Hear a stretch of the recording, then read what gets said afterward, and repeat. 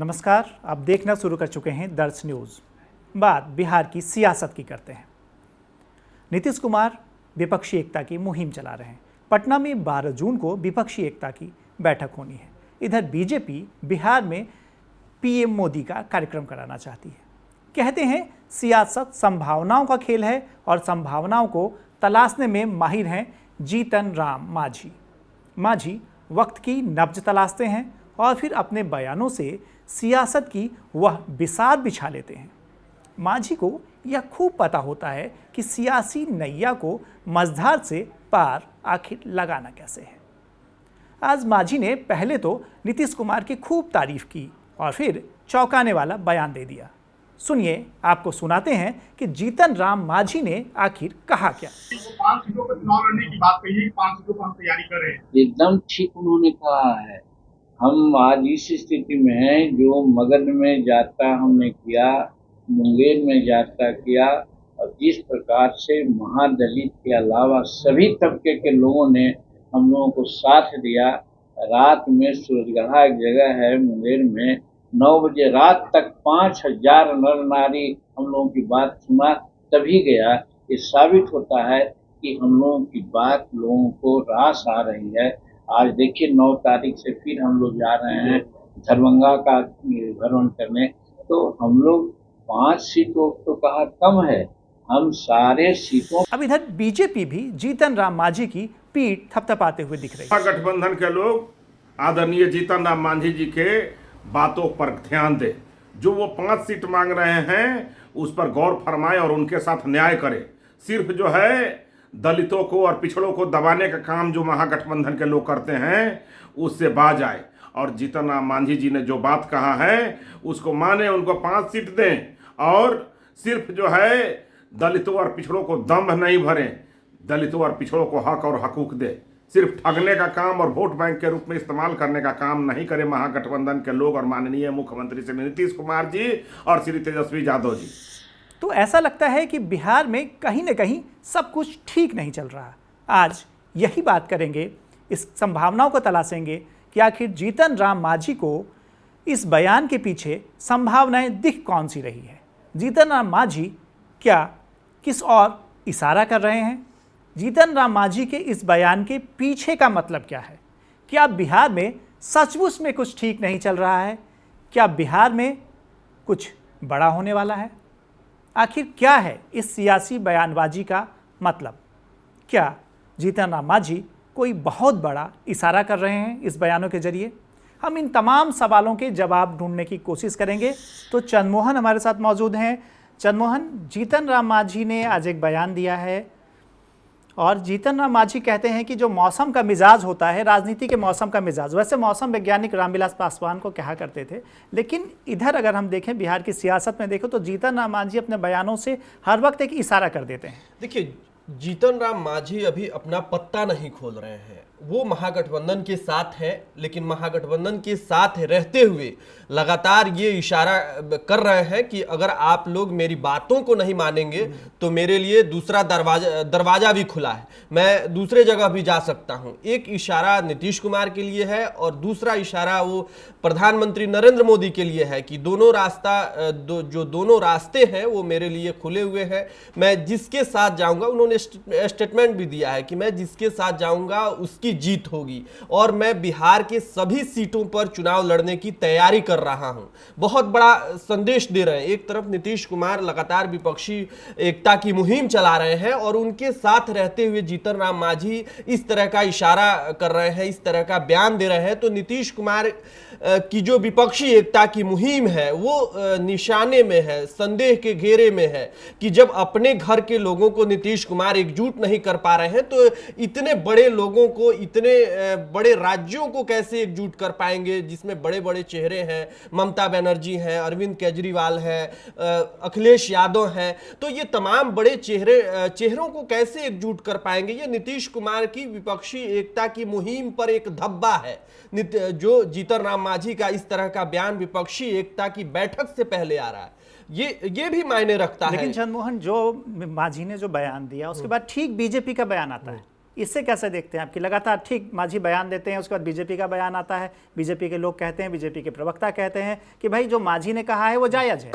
तो क्या इसके पीछे कहीं ना कहीं क्या कोई बीजेपी की रणनीति काम कर रही है क्या पूरे इस दौरान? देखिए, जीतन राम मांझी वैसे राजनेता हैं जो अपना निजी फायदा देखते हैं और जिनके साथ उनका अपना फायदा दिखेगा वो उनके साथ जाएंगे। वो हो सकता है कि बीजेपी के साथ भी चले जाएं, हो सकता है कि महागठबंधन के साथ भी रहे, लेकिन उन्होंने एक इशारा जरूर दे दिया है कि नीतीश कुमार जी अगर जीतन राम मांझी को हल्के में आंकते हैं तो हल्के में आंकने की जरूरत नहीं है। जीतन राम मांझी के लिए दोनों दरवाजे खुले हुए हैं। अगर इस वक्त में जीतन राम मांझी एनडीए गठबंधन के साथ चले जाते हैं तो नीतीश कुमार की जो एक विपक्षी एकता की मुहिम है यहीं पे ब्रेक हो जाएगी, यहीं पे रुक जाएगी वो मुहिम। तो इसीलिए जीतन राम मांझी का साथ रहना नीतीश कुमार के लिए बहुत जरूरी है, क्योंकि जब विपक्षी एकता की बात करते हैं नीतीश कुमार तो जीतन राम मांझी को वो प्रोजेक्ट करने वाले हैं। जीतन राम मांझी ये भी आभार जता रहे हैं कि नीतीश कुमार के बदौलत आज वो यहाँ पहुंचे हैं, और दूसरी तरफ ये भी कह रहे हैं कि प्रधानमंत्री से भी हमको कोई गुरेज नहीं है, प्रधानमंत्री भी बहुत अच्छे हैं। लेकिन चंद्रमोहन, एक बात और आपने देखी होगी कि एक और बात जीतन राम मांझी ने कही कि उन्हें अभी तक न्योता नहीं मिला आने का। तो ये एक बड़ी बात, अगर आप इसको पकड़ते हैं तो उन्होंने कहा कि मुझे न्योता नहीं मिला और ये संभव ही नहीं लगता कि मुझे शायद बुलाया जाए, लेकिन अगर आमंत्रण मिलता है, अगर वहां से कोई न्योता आता है तो जाएंगे जरूर। देखिए, एक तरफ जहां पूरे देश में घूम घूम कर नीतीश कुमार जी लोगों को एकजुट कर रहे हैं, विपक्षी नेताओं को एकजुट कर रहे हैं, पार्टियों को एकजुट कर रहे हैं, जोड़ रहे हैं, और उनके साथ रहते हुए जीतन राम मांझी इस तरह का बयान देते हैं कि उन्हें न्योता अभी नहीं मिला है, तो कहीं ना कहीं महागठबंधन में अभी मनमुटाव है, और वो मनमुटाव अब खुलकर सामने आ गया है। विजय चौधरी मिलने जाते हैं, बंद कमरे में दोनों नेताओं के बीच बातचीत होती है, कई दफे मुलाकात हो चुकी आज है। दूसरी बार गए थे। ये बहुत मायने रखता है कि बंद कमरे में आखिर क्या संदेश लेकर पहुंचे थे।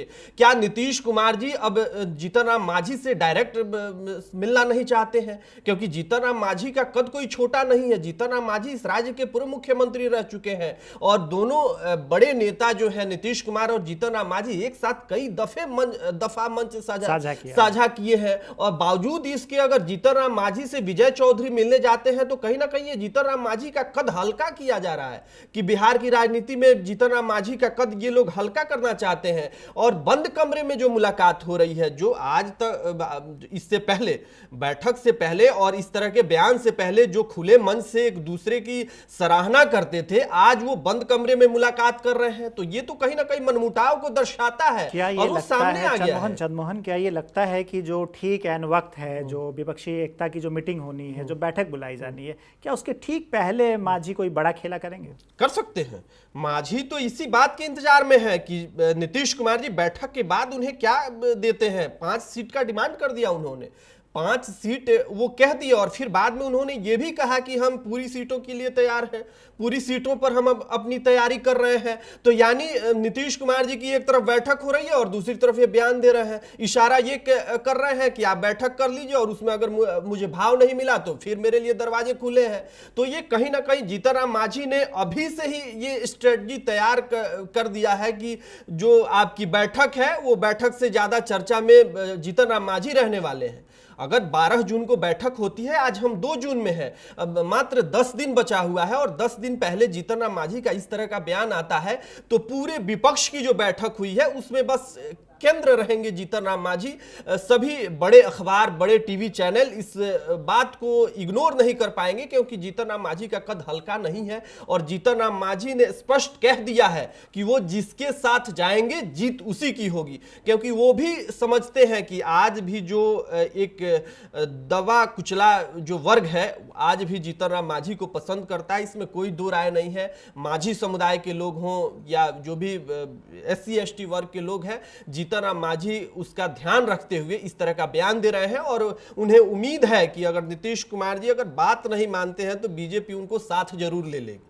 और इधर एक बड़ी मुहिम ये भी हो रही है कि भाई PM मोदी को बुलाने की लगातार जो है बीजेपी के जो नेता हैं वो लगातार संपर्क में है कि PM मोदी की कई सभाएं यहाँ पे आयोजित की जाए। तो ठीक उसके पहले कहीं ना कहीं बीजेपी ने भी पूरी तैयारी कर रखी है।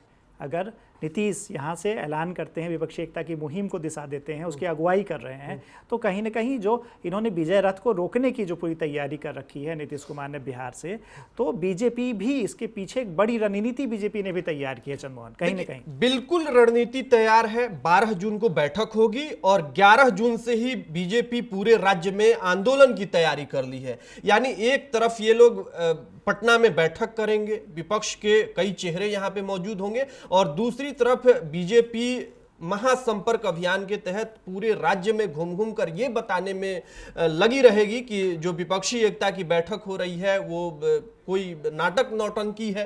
क्योंकि नौटंकी हम इसलिए कह रहे हैं कि बीजेपी के तमाम लोग इस तरह का बयान दे रहे हैं, शुरू कर दिया है उन्होंने, तो वो लोग बताने में रहेंगे लोगों के बीच में कि ये बैठक सही नहीं है और ये राज्य के लिए सही नहीं है। और प्रधानमंत्री बैठक के बाद आ रहे हैं, ये बहुत मायने रखता है, क्योंकि प्रधानमंत्री पहले आते, अगर इस बैठक से पहले आते तो चर्चा में नहीं आते, लेकिन जिस तरह से वो बैठक के बाद बिहार आ रहे हैं तो इन लोग की बैठक होगी और बैठक की कमियां गिनाएंगे, बैठक की कमियां वहां पे गिनाएंगे। और दूसरी बात वो ये भी इशारा करेंगे कि इस बैठक में कौन से बड़े चेहरे यहां पे आए और उनका क्या राजनीतिक इतिहास रहा है, वो भी दिखाने की और कहने की, सार्वजनिक मंच से वो बोल भी सकते हैं, कह भी सकते हैं कि किन नेताओं में क्या कमी थी और बिहार को कैसे ये लोग गुमराह कर रहे हैं। प्रधानमंत्री का ये अभिभाषण होगा और निश्चित तौर पर बिहार में वो बड़ी रैली करने जा रहे हैं, तो प्रधानमंत्री का जनाधार आज भी उतना ही है